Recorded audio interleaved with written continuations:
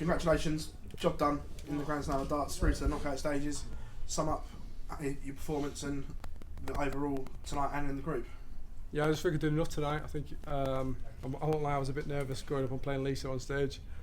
I think there's still, at the minute, that stigma attached to a lady player, but yeah, I'm sure the way Lisa and Fallon are playing, I'm sure that stigma will go away sooner rather than later. But it was just about getting a win tonight. 5-4 would have done or 5-0, it doesn't matter. I'm through, and I'm looking forward to Thursday, I think.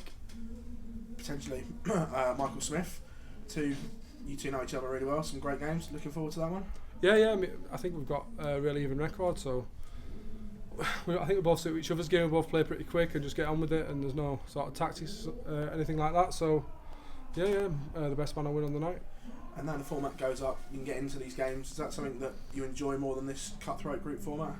Yeah, well, it's one of them. If the cutthroat is only good if you win.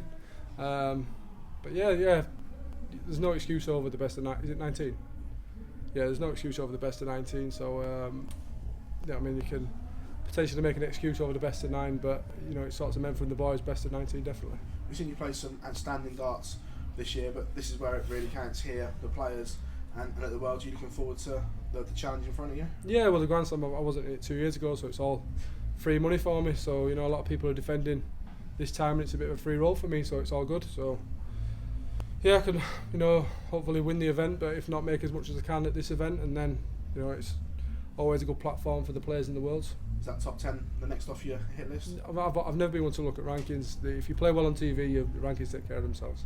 Okay, pleasure, thanks man. Nice one, cheers Phil. Joe, I suppose you've kind of been too downbeat after the other night. 115 average for Michael. It's pretty much unplayable, yeah, wasn't it? You're always downbeat after losing a game, but it's a little bit easier to take when somebody breaks a record playing against you. So it was one of those where you just you take your hat off and say well done. But I didn't think I played terrible, but I think the first leg, the 1 through 8, sort of set the tone for the rest of the match. So fair play to Michael. No disgrace losing to somebody playing that well. Do you feel like you're playing well enough to go deep in the tournament this week? Yeah, I hope so. Yeah, I've not really shown what I've got at the minute in the group stage, but it's been enough to get me through. So now's the time to show what I'm really made of. Does it almost become like a different event now, longer format, straight knockout? Does that suit you more? Yeah, definitely. Yeah, it's obviously it's only the second time I've played here, but it's the first time I played in actual Wolverhampton. But going on from here, the aim is always just to get out of the group, and then we'll see what happens from there. Cheers, Joe. Nice. Cheers, Joe. Joe, you talked a little bit about stigma of playing a woman. Is that sort of applied to Pro Tour or just TV?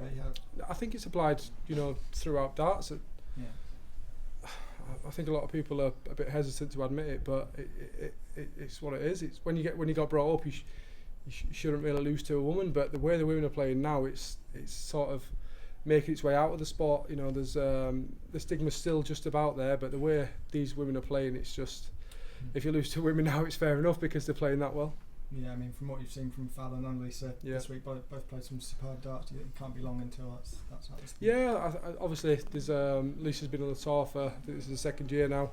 It's looking like maybe Fallon will break away onto the tour, and I think in sort of 5, 6, 7 years time, I think it'll be sort of 6 to 10 women on the tour, and it'll just be the norm then, and there won't be any sort of stigma attached.